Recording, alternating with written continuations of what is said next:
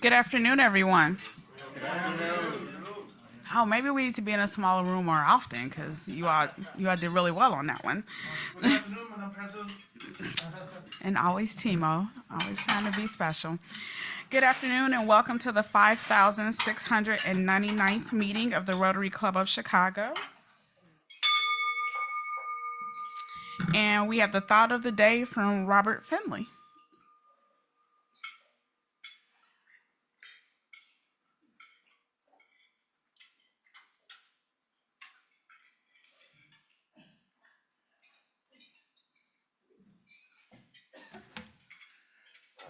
Good afternoon. As many of you know, I like to talk about the presidents. And unfortunately, or fortunately, depending upon how you look at it, it was coming up dry on things to talk about an individual president.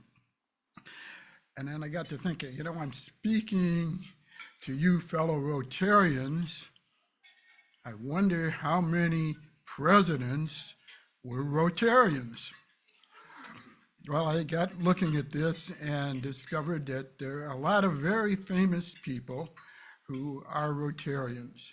Well, what does that have to do with us today? As I look around the tables, I see 25, maybe 30 people here. And I look at some of the faces who have been Rotarians longer than I, and I think they can remember when we had 100, 150 people at a meeting. And so I tried to think, why are people not coming to Rotary? And I have many ideas on that. And I think as we try to recruit people, maybe there's something else that we can add if we know a particular person is very interested in a specific area. So as I got started looking at the presidents, I suddenly uncovered a wealth of knowledge of what I would consider pretty famous people who are Rotarians or were Rotarians from very different areas. We started with the presidents. So the first one that I came across was Warren Harding. And those of you who study history, Harding was not, shall we say, our best president. But as we moved down the line, came across Woodrow Wilson, Franklin Delano Roosevelt, Gerald Ford. I said, well, that's pretty interesting. What about senators? Well, we had William Fulbright and Dianne Feinstein. How about governors? Well,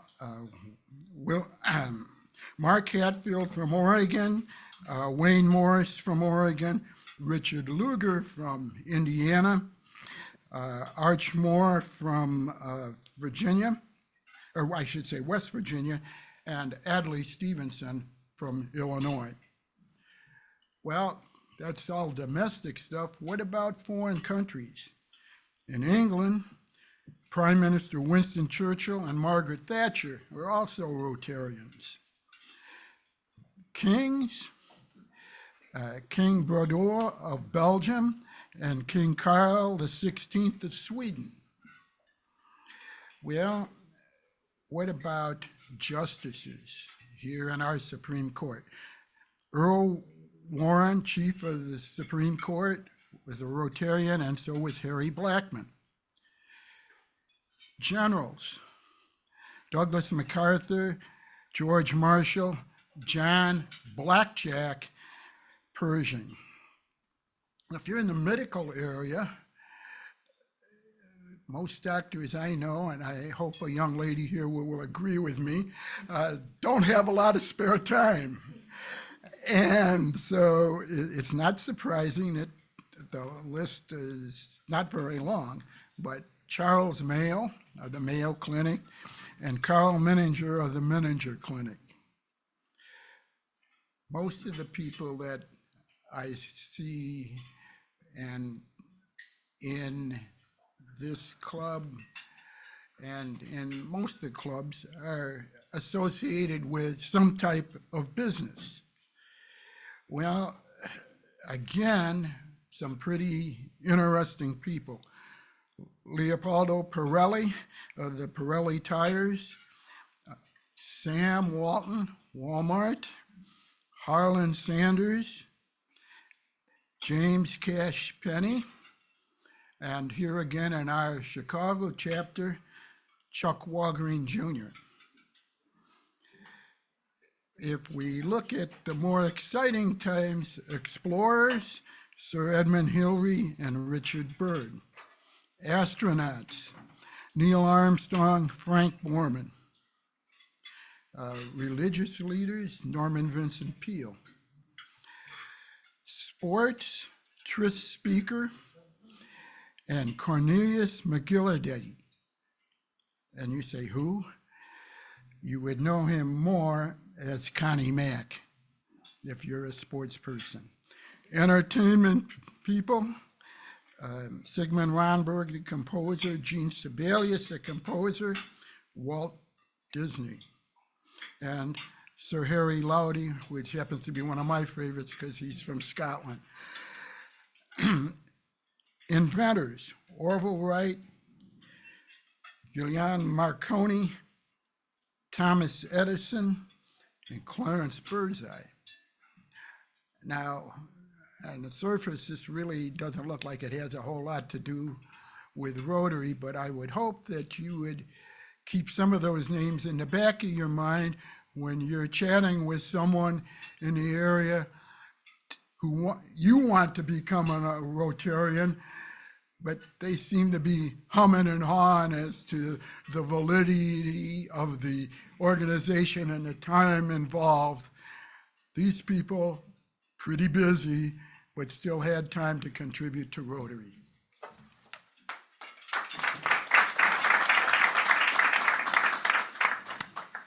Thank you so much, Bob.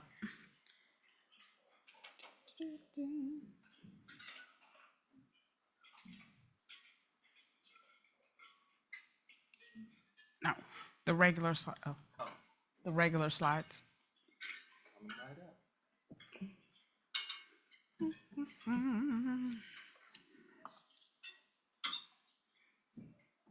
We changed the order on him, so he's, try to keep my husband on his toes. So as we all know, May 14th, we have our wonderful Women of the Year Awards, the 11th annual, and these are 3 great women that we are going to recognize. Sandra Blakemore, the Chicago Commissioner, Department of Human Resources, Amelia Domingo from the President and CEO of the Women's Business Development Center, and Maria L. Torres, Chair of Pain Management Services at Cook County Health. We would love to have you all there to help to support and celebrate these wonderful women. And we also have some wonderful sponsorship levels that we would love for people to be a part of, Timo. And so, let's follow Timo's lead and buy a table. I always put him out there like that, but I love him. And so, but we really would love for you all to come and be a part and join us in celebrating these great women in the city of Chicago. And Sarah, if you can come up and talk about our volunteer activities.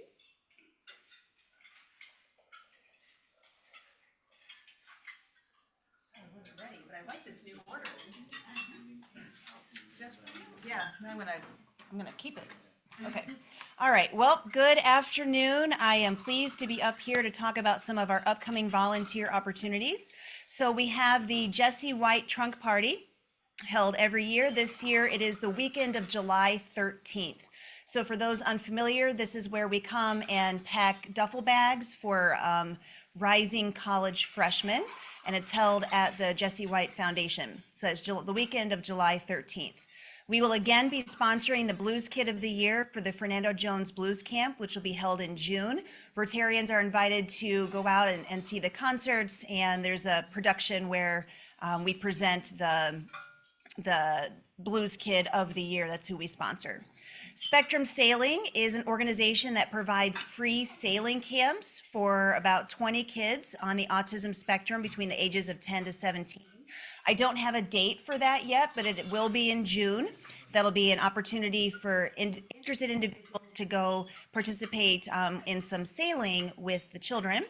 And then Still Point Theater Collective, this project will take place at the Park Plaza Retirement Home and will provide senior citizens living at the center with theater classes culminating in a performance. So for that one, Rotarians will be invited to go check out the performance at the end of the season. And they also said that if there are any Rotarians interested, you can also go take a class with the individuals that live there as well. And then I am also pleased to announce that this year's Chicago River Cleanup by Kayak is June 9th. That is a Sunday. So from 10 to 12, this has become a very popular event. So June 9th, Sunday, 10 to 12, lunch will follow. Even if you don't have kayaking experience, it's okay. I hear the Chicago River's clean now, so it's okay. I'm just kidding. We try not to fall in. But definitely this is an event where Rotarians and non-members are welcome. So it's a good time to maybe bring in a prospective member. So for the kayak, there is a registration link, and then we'll be doing registration links for these other things as well. And then each week, of course, we have, did I not say that? I meant to say that we have lunch. Yeah, so it's kayak, you get, yeah, well, I'll say it again. So 10 to 12 kayak river cleanup and then lunch. All right, so thank you.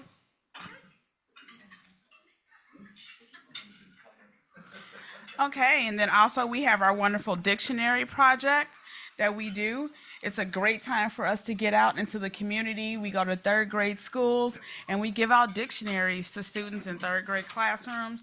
You would be amazed at how excited students are to get a dictionary that's theirs. We put a little sticker in it with the 4-way task and their name, and they get to write their name in the book, and it's theirs to keep. So they're always super excited about that. And that they don't have to share with their brothers and sisters. I always get that question, do I have to share? And I go, no, it's yours. So please come out and sign up with West Westerfield and pick a couple of schools. You know, we want to deliver over 2,000 dictionaries, so that to enable to do that, we need everyone's help with that. And so with that, we are going to invite Commissioner Janice Glenn. Please remember to honor everyone's time and keeping your questions succinct and one question per person. Our Rotarians are not good at listening to that one, but we'll try again. If you're on the Zoom, please type your questions into the chat box and we will get to them as soon as we can. Janice Marie Glenn is a seasoned professional with leadership experience in various sectors. Prior to being appointed to the commission, Ms. Glenn worked for the Parkview Christian Church as a multi-site ministry of about 8,000 as a campus administrator. In June 2016, Commissioner Glenn was appointed by Governor Bruce Rauner to serve as director of the Illinois Department of Human Rights. Prior to joining IDHR, she served as a director of diversity and recruitment for the Office of the Governor in dual roles as the governor's designee and co-chaired of the Illinois Commission to End Hunger, Commission on the Elimination of Poverty, and the Illinois Human Services Commission. Before entering state government, Ms. Glenn served as the director of programs for Leadership Greater Chicago, a nonprofit civic leadership organization that is the region's premier convener, connector, and mobilizer of bold leaders. Her nearly 30 years of dedicated service at LGC, the board of directors made her an honorary LGC fellow. Commissioner Glenn also has experience in community relations from her time at Amico Corporate Public and Government Affairs. Ms. Glenn is a graduate of Roosevelt University, where she received her bachelor's degree in political science. Commissioner Glenn currently resides in Homewood, Illinois, has 2 adult children and 4 adorable grandchildren. And with that, Commissioner Glenn.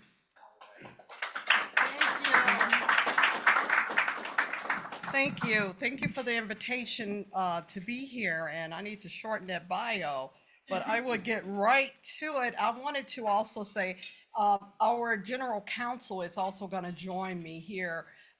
We typically love doing outreach to universities, letting students know their rights. So it is an honor to be here in front of Rotarians to talk about our rights. So I wanted to just get started because I know time is of essence. So first, I would like to point out the protections and GC Larson will also chime in against discrimination. So there are cities and counties that tend to have their civil rights. Chicago, of course, Aurora, Rockford, these are the ones that they tend to run through their ordinance.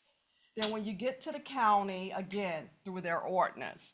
But when you get to the state, this is us, you got the Department of Human Rights, which I was once the director and now commissioner at the commission. So we enforce the Human Rights Act. And then you go federal with HUD and EEOC, and there you have a list of all of these protections starting in with the Civil Rights Act. Everyone knows Title VII, familiar with that one. Equal pay, age, and then list goes on to the Fair Housing Act. So Mention wanna- one thing. yeah. So the inverted pyramid is a little deceiving there. Clearly at the top, the federal laws cover the most, the largest number of people, but they do not necessarily have the most protections. And we'll demonstrate on the next page that here in the Yes. state of Illinois, we have far more protected classes than you have at the federal level.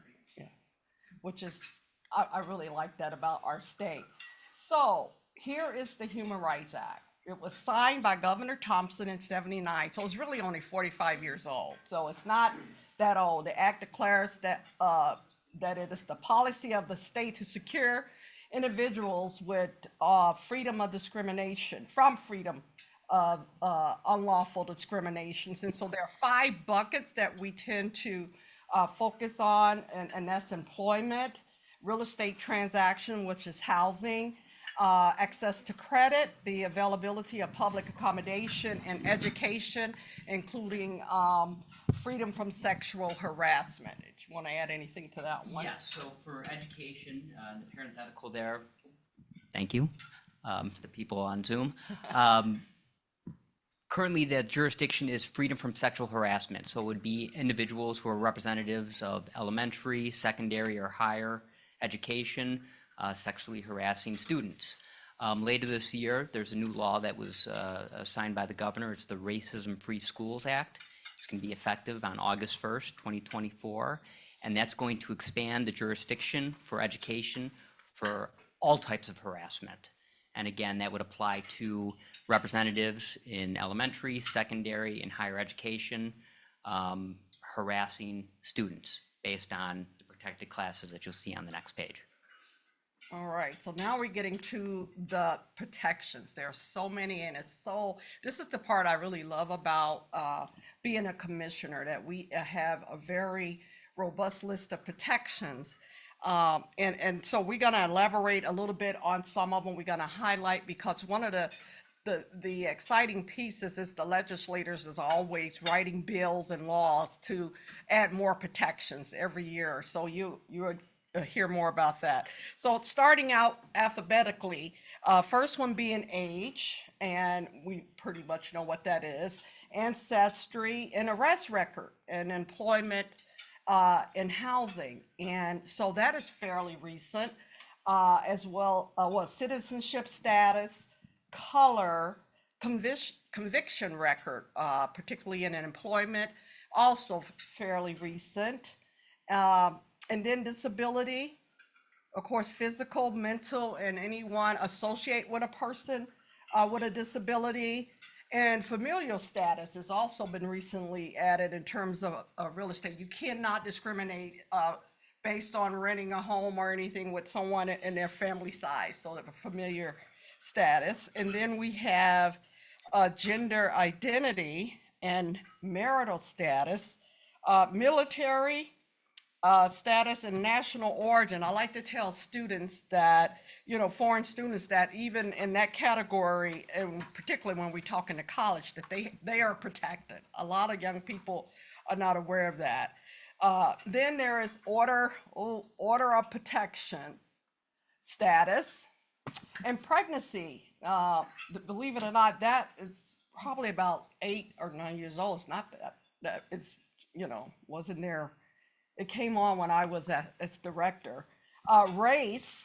Now this is interesting. Just 2 years ago, you probably heard the texture of your hair.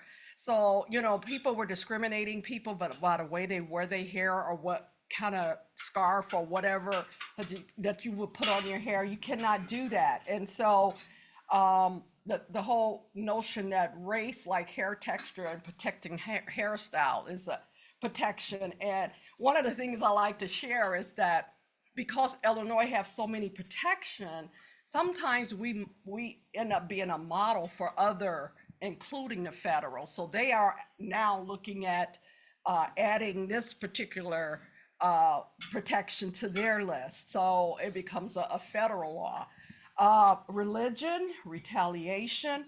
I would say in terms of the number of complaints, we get a lot of retaliation, and we'll get into that.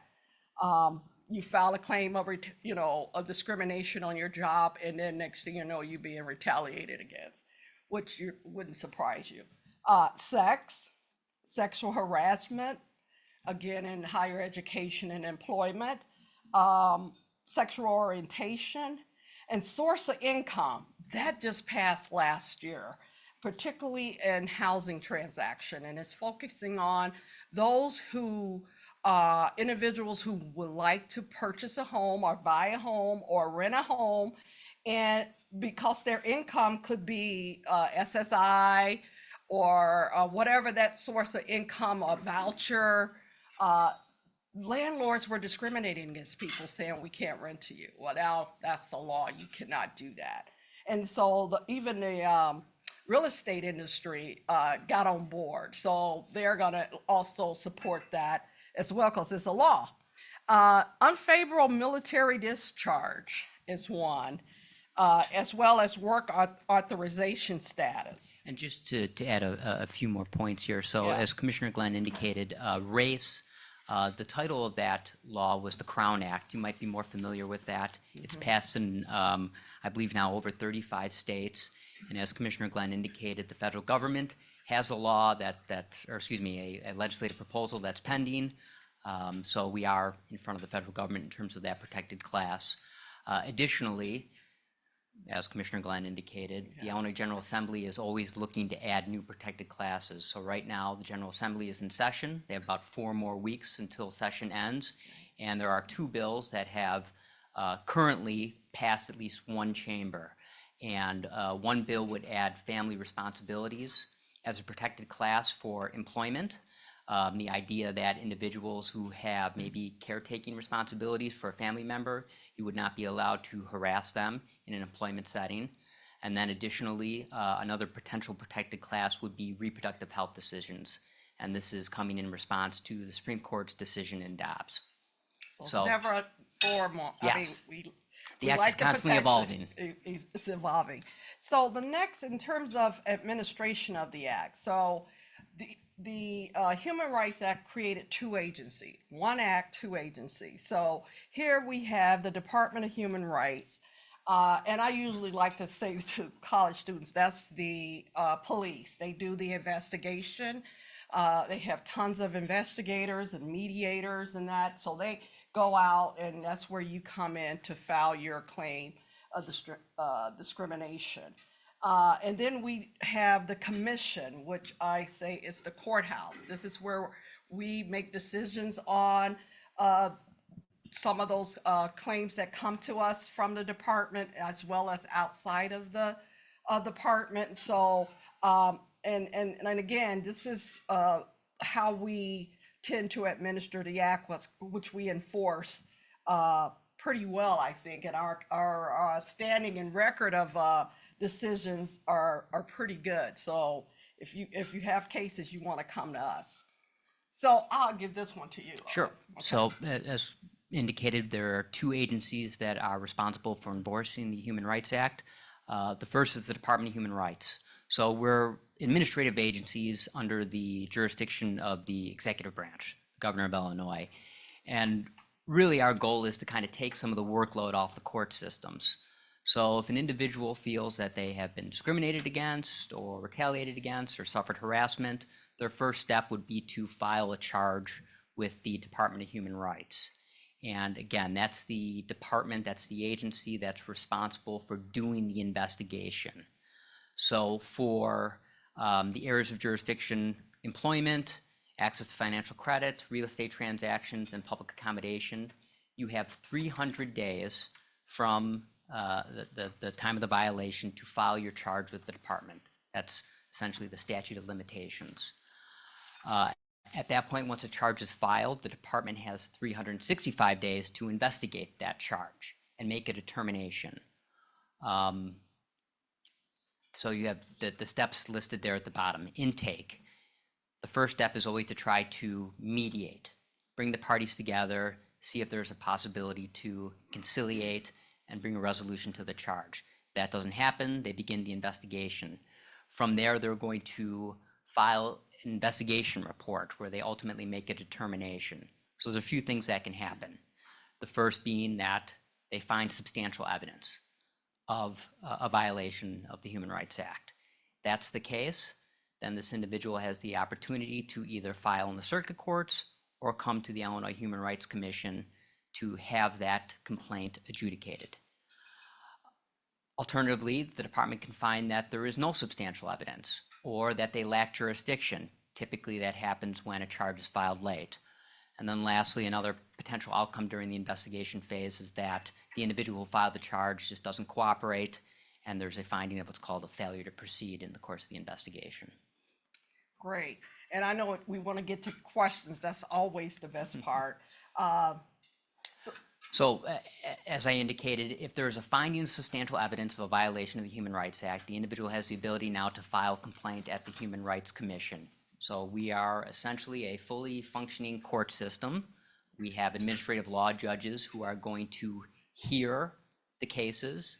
They're going to preside over hearings. They're going to take testimony. They're going to rule on questions of evidence and ultimately make a decision and potentially issue an award if they find that there was evidence of a violation. So we are, I like to say we are small but mighty. So in terms of our structure, there's 7 commissioners. There's a chair that oversees policy and 6 commissioners. And we make decisions in a panel of 3, doing that panel or a sitting at an ombud. And then there is an executive director who does the operations, the day-to-day operations.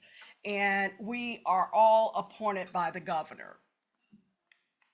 And this is more of the lay of the land in terms of the executive director, his office of general counsel. He has some associate counsels. And then we have the CFO, and the administrative law judge section is our largest, I think, and we have the administrative law judges and their staff. So all in, outside of our 7 commissioners, we have about, I think currently, 20 staff. Yeah. I said we're small and mighty. This Yes. is for the whole state of Illinois, Exactly, right? our jurisdiction covers the whole So, state. So yeah. we currently have 5 administrative law judges that are hearing the cases.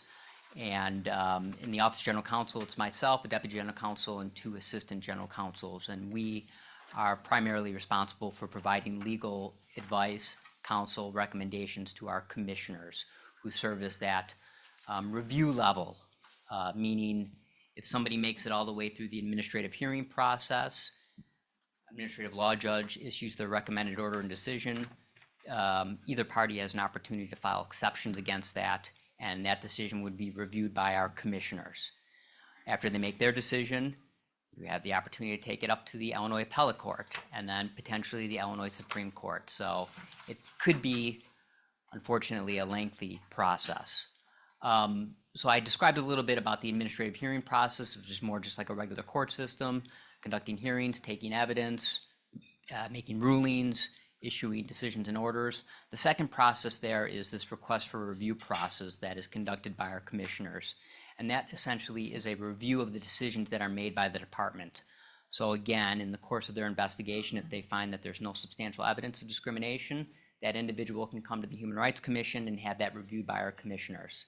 And at that point, the commissioners are going to take a clean look at the department's investigation and determine whether or not they made the right decision. And again, from there, based on the commissioner's order, that could be appealed to the Illinois Appellate Court or the Illinois Supreme Court. All right, but we're free, okay? So, Yes. so this is the last slide, next to the last slide. We wanted to just highlight we're government and we're trying to get into, on social media. But I wanted to point out that our Lunch and Learn has, sessions are really robust in terms of people who are attorneys or just lay want to know something about a particular topic. They are free and CLE credits as well. So we tend to have them quarterly. Are we doing them quarterly now? We try to do it between September and June. So Okay. once a month between September and June. And we really hope that you would click on the next QR code to sign up for our mailing list so we can send you the link if you're available to watch. They're doing lunch hour, exactly an hour. And then I just wanted to point out, we have some internship programs in state government. And like I said, we're usually talking to universities. So we have the Edward Coles Fellowship, which are law students, and that's named after Governor Cole. So it's an opportunity for fellows, for our students to actually write orders and briefs and things of that nature and really get a feel of civil rights law. And then the governor's office have the Dunn Fellowship and the Curry Summer Intern. And like I said, we have two offices, Chicago and Springfield. And this one here, the mailing list, we ask if you could scan that. We would love to keep you on the list to receive our newsletter. That's quarterly, right? And then we have the Lunch and Learn. So with that, I did it, right? We did it. So.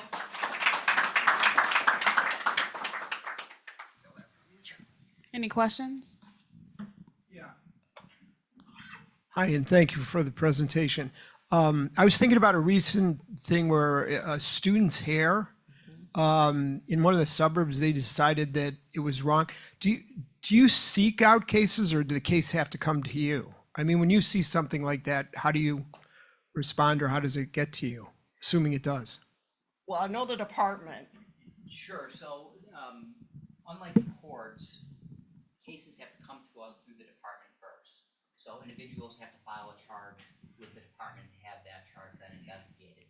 The department has the ability to proactively file and initiate their own charges, but in most cases, it's individuals that are going to the department and filing a charge. Anyone else?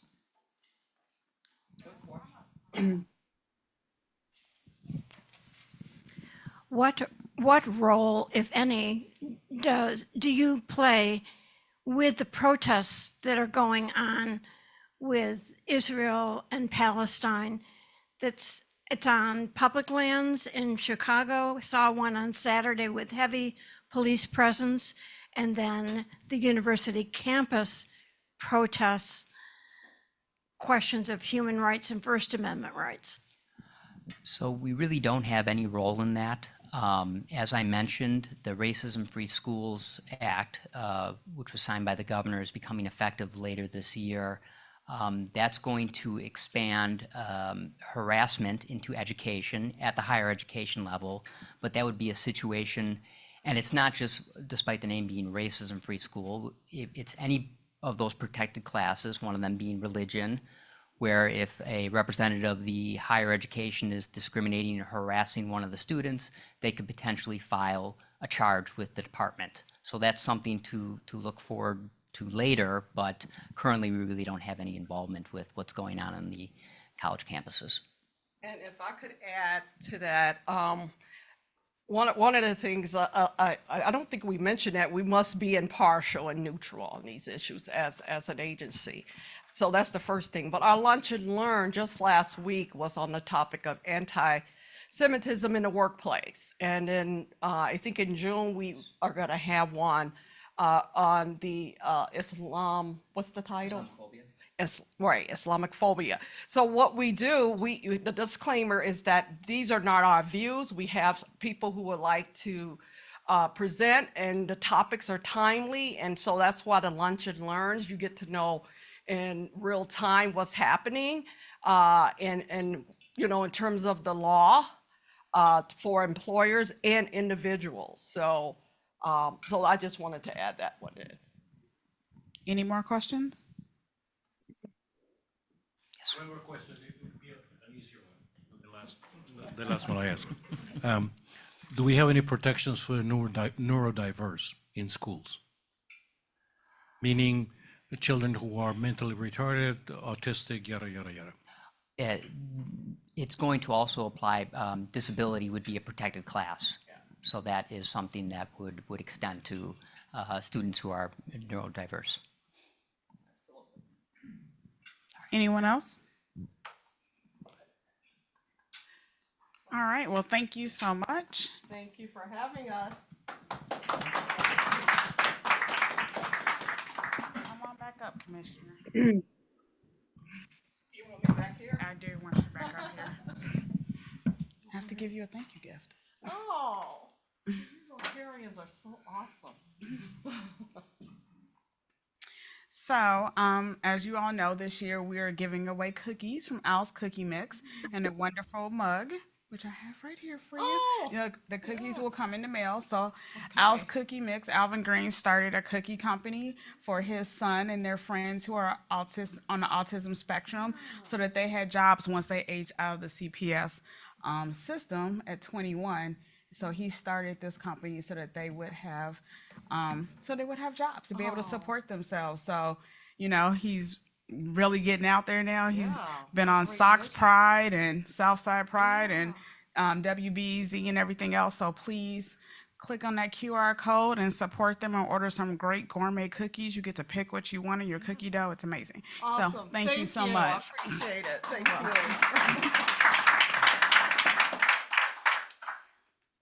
Okay. And next we get to induct our new member, James Fox. Come on up, James and Sarah.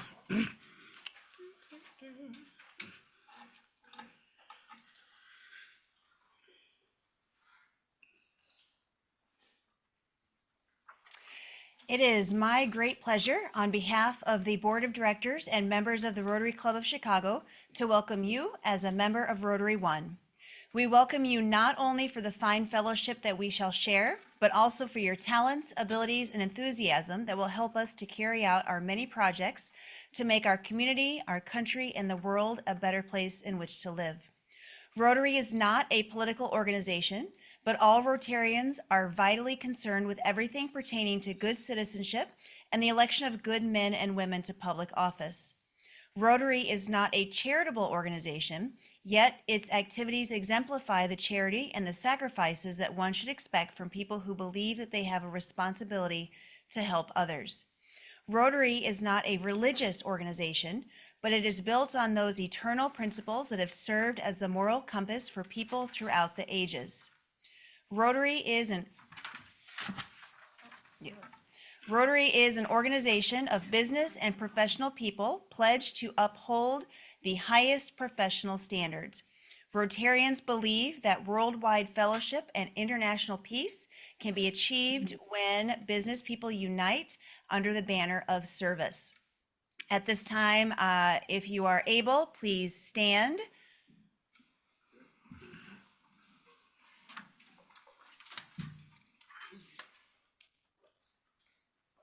Just want to make sure I read it in the right order. Just put page numbers on this thing. Okay. You have been chosen for membership in the Rotary Club of Chicago because your fellow Rotarians believe you to be a leader in your profession and because you manifest the intelligence and commitment of heart that fit you to interpret and impart the message of Rotary.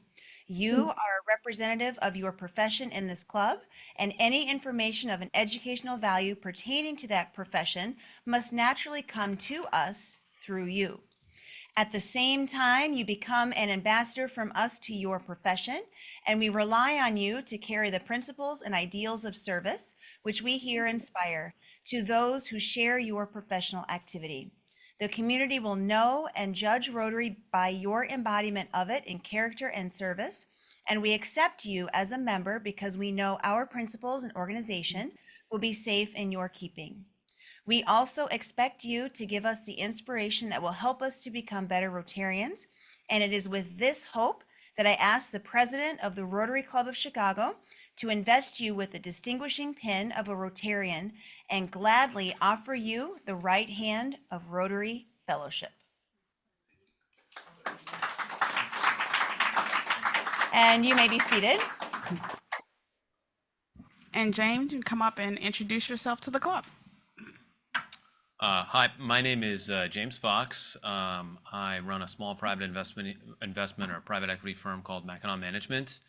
I've been working alongside a past district governor on a Rotary international grant, and he suggested that I join Rotary One, and that's what brought me here. I live in Lincoln Park and really appreciate it. Thank you.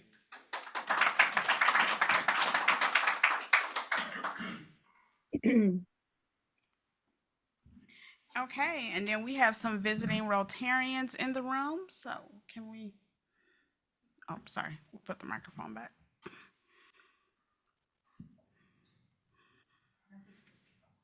I know. Stand and introduce yourself to the group. Hello, I'm Alexander Curtis. I'm a visiting Rotarian from the Rotary Club of Hertfordshire in the United Kingdom. It's great to be here. This is where Rotary started. And I just think it's really nice coming around the world. You sort of see all the things that different Rotary clubs have in common. So thank you very much for having me here today. And it's good to hear what you're doing at the minute and all the stuff, all the good work that's going on. Thank you. And welcome for coming. And we have some visitors in the room. So hello everyone, I'm Ariana from Germany. I just came to Chicago Saturday night and I already love it. I came for the best weather, I guess, and I'm here for Barnes and Thornburg, working for Timo and his German team. Yes, I just graduated law school back in Germany, and I will see where I'm going from Chicago. Maybe I will stay, maybe I will go back to Germany. I think I will see after the summer. All right. Thank you. And thank you for having me. Hi everyone, pleasure to be here and meeting you all. Well, I'm Ansgar, I'm also from Germany. I'm not yet a fully qualified lawyer in Germany. I took the bar exam a couple of months ago and still waiting for the results. I'm working with Timo at Barnes, and I'm a corporate lawyer in Germany. I'm looking forward to start as an associate in September at my law firm in Germany. I've been teaching law at university, actually researching and writing papers at a chair at my university back in Germany. Well, yeah, and it's a pleasure to be here. Thank you all. Thank you.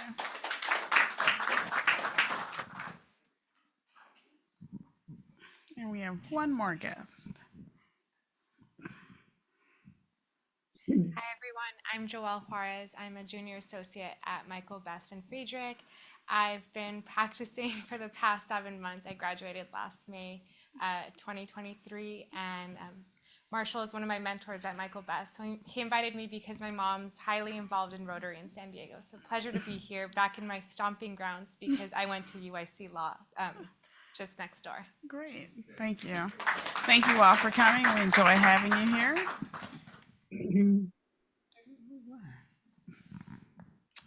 And so coming up, we have the Carl Zimmerman Entrepreneurship Series on May 7th, which will also be hosted at Michael's Best office. Thank you, Marshall. So please come out and hear about how to be an entrepreneur and how to navigate social media with your brand. And then we have Father John Carty. I believe I said that correctly. And he is going to talk about the from Canada to NASA. So how the intersection of religion and science and astrology works. So that's really going to be a very interesting um interesting lunch, and I hope you all come out. And these are our wonderful international service projects that we've approved this year.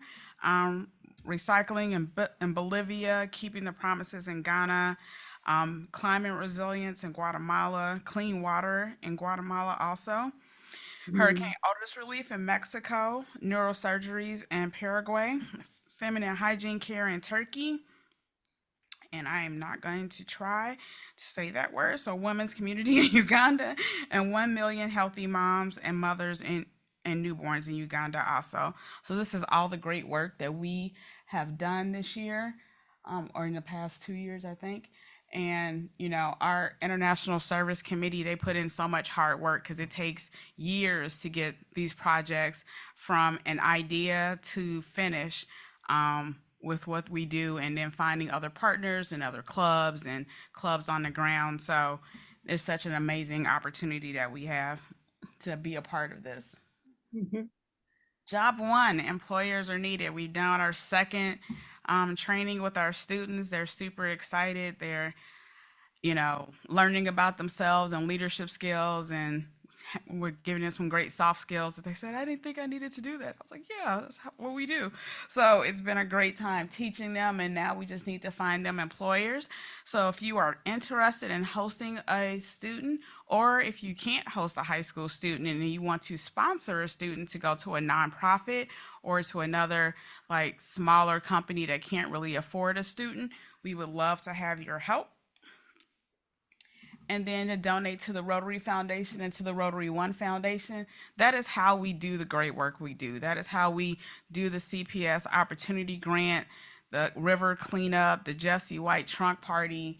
How we do all of those projects that we do around the world is by donations that we get to the Rotary Foundation and to the Rotary One Foundation. All of our service projects, our budget comes from the Rotary Foundation. And so everything that we give comes back to us, and that's how we do all the work we do in the city of Chicago and around the world.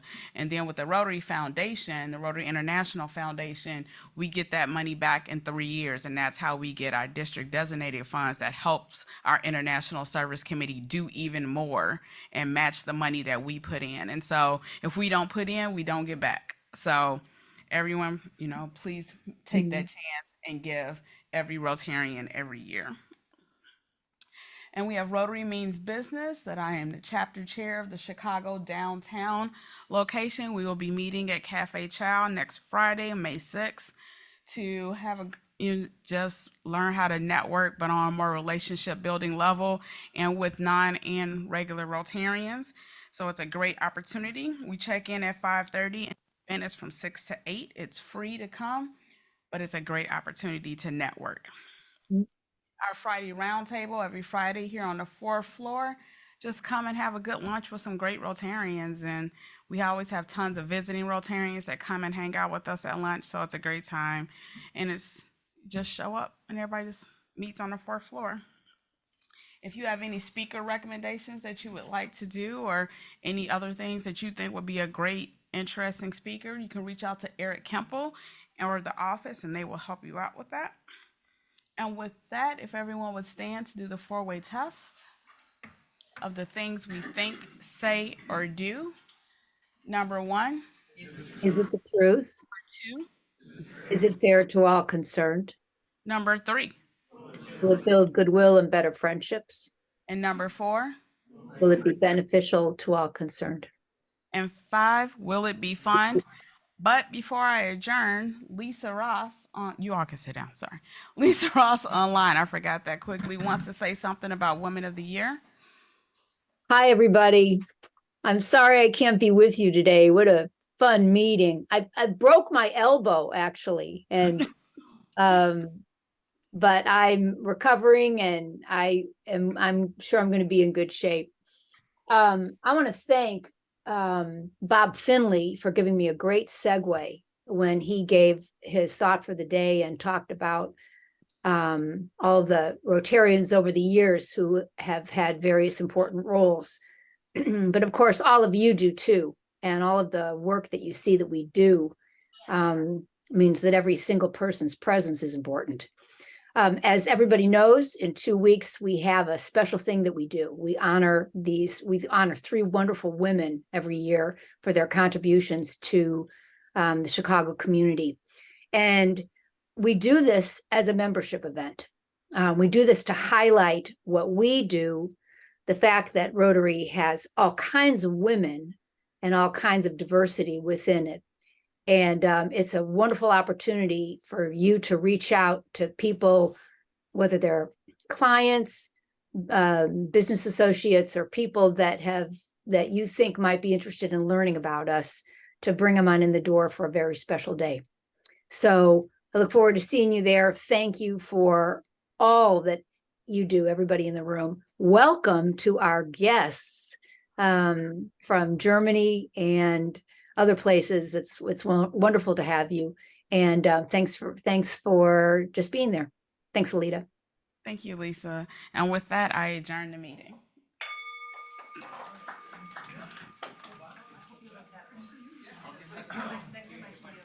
I know.